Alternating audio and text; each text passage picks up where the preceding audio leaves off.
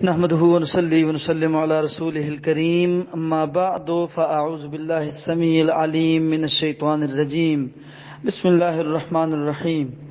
وقت کے حکمران کو برا بھلا کہنا، گالیاں نکالنا، اس کے حوالے سے روایات کیا کہتی ہیں؟ دین اسلام ایک فطرت کا دین ہے جو ہمیشہ حقائق کو بیان کرتا ہے اور معاشرے میں امن اور اس کی اصطلاحات کو بہتر بنانے کے لیے تربیت کرتا ہے۔ صحیح مسلم میں کتاب الامارہ امام مسلم رحمۃ اللہ علیہ نے اس میں بہت ساری خوبصورت ترین احادیث کا مجموعہ اکٹھا کیا ہے، اور صحیح ترین روایات کے پیش نظر اگر بات کی جائے تو پھر یہی بات صحیح اور حقیقی ہے کہ وقت کے حکمران کے ساتھ کوآپریٹ کرتے رہنا چاہیے۔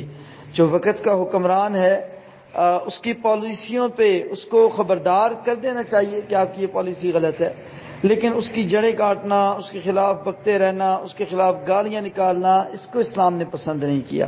اس کے بارے میں متعدد روایات موجود ہیں۔ نبی صلی اللہ علیہ وسلم کی روایت یہاں تک ملتی ہے کہ بھائی اتنا صبر کرنا ہے۔ صحابہ کرام نے پوچھا اللہ کے نبی پھر کیا کرنا ہے اگر حکمران ظالم ہو؟ تو نبی صلی اللہ علیہ وسلم نے فرمایا صبر کرنا ہے۔ کتنا صبر کرنا ہے؟ فرمایا یہاں تک کہ تم مجھے حوض کوثر پہ آ ملو، کتنا صبر کرنا ہے۔ تو حجاج بن یوسف کا جو جرم اور ظلم ہے اس کے سامنے بھی صحابہ کرام کی یہی تاریخ تھی، وہ خاموشی اور صبر استقامت کا مظاہرہ کرتے تھے، اس کو برداشت کرتے تھے۔ تو لہذا برداشت کرنا چاہیے، گالیاں وغیرہ نہیں دینی چاہیے، اجتنابات کرنے چاہیے۔